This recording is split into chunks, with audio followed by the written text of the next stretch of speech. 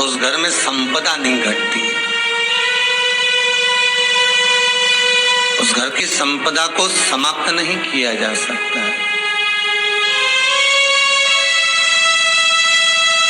चार मर्यादा माता लक्ष्मी, मां सरस्वती के सामने माता पार्वती जी से पूछ रही है। वो मर्यादा है कौन सी जिस मर्यादा के बल पर एक जो घर बसता है, घर जो बसाया जाता है, उस घर में सुख, सौभाग्य, संपदा, सत्ता, वैभव, प्रतिष्ठा, यश, कीर्ति, आरोग्यता, ये सब वहां रहे।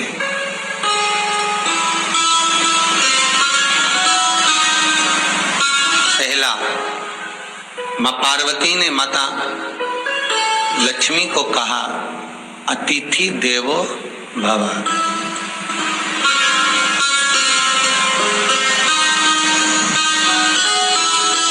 हमारे दरवाजे पर जब कोई अतिथि आए, हमारे दरवाजे पर कोई मेहमान आए, तो हम उसका आदर करें। परिवार के लोग जो आदर कर रहे हैं वो अपनी जगह पर है, भाई आदर कर रहा है वो अपनी जगह पर है, जेठ आदर कर रहा है वो अपनी जगह पर है, देवर मान सम्मान दे रहा है वो अपनी जगह पर है। पर सबसे पहला सम्मान घर की स्त्री को अतिथि का करना चाहिए।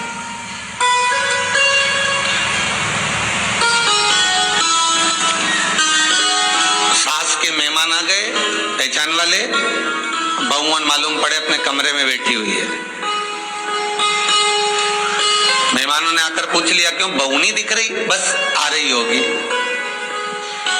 सास गई, रसोई घर में से पानी लाकर पिला दिया। फिर मेहमानों ने पूछा, बहू नहीं दिख रही? बस आती होगी। 2 बार सास ने गिलास भी गिरा दिया कि एक आध तो आ जाओ रही ऊपर से, पर नहीं आई। जब सास ने चाय रख दी और चाय रखकर सास फिर लेकर आई, तो बहुओं के मन में आया, चलो सास ने चाय बना दी है, खुशबू ऊपर आ गई है, अब चलते हैं। और बहू फिर नीचे आई। जो मौसी आई थी, काकी आई थी, बुआ आई थी, चाची आई थी, उनको प्रणाम करा और अंदर जाकर चाय जो बनी थी उसको पिया।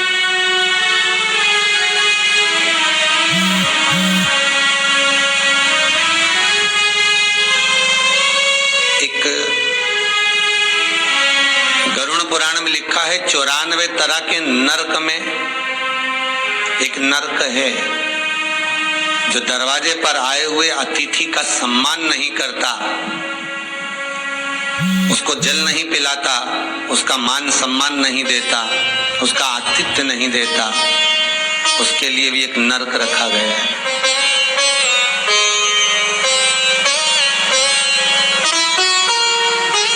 हजारों नरकों में एक नरक वो भी है जिसका हमने आतिथ्य ना करा हो। मेरा बहुओं से निवेदन है, सास के रिश्तेदार आए तो आप उनका भी आदर करिए, और आपके रिश्तेदार आए तो आप उनका भी आदर करिए। जेठानी के रिश्तेदार आए तो आप उनका भी आदर करिए, और देवरानी के रिश्तेदार आए तो आप उनका भी आदर करिए। आप किसी न किसी रूप में जो अतिथि आया है वो न जेठ का है, न देवर का है, न वो सास का है, अतिथि घर का है, किसी एक व्यक्ति का अतिथि नहीं है।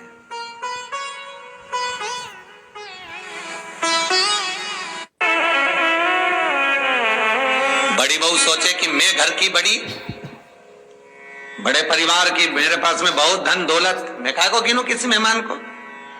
छोटी बहू सोचे मैं काय को गिनूं, मंजिली सोचे मैं काय को गिनूं, संजिली सोचे मैं काय को गिनूं।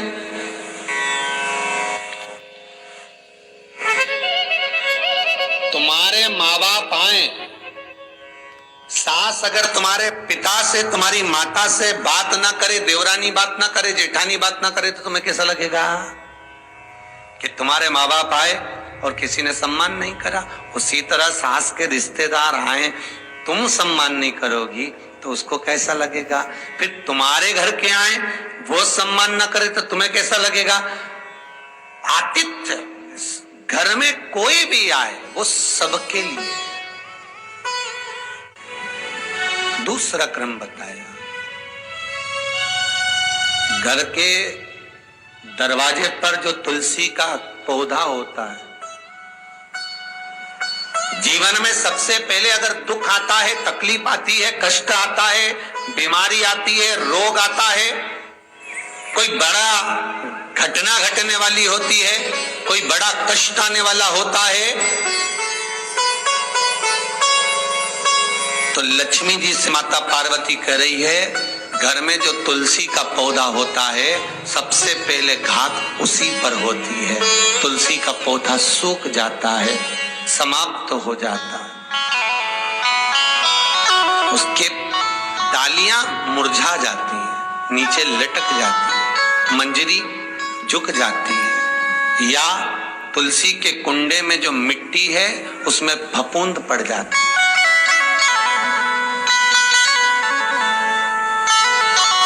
कितना सुंदर बात कही है महाराज।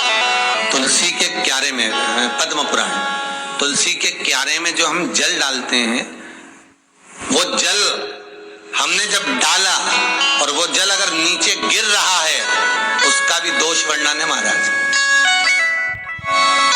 उसका भी दोष हमारे शास्त्रों में वर्णित किया गया। तुलसी के क्यारे में अगर जल डाल रहे हैं और वो जल जमीन पर बह रहा है, गिर रहा है, उसका भी दोष है।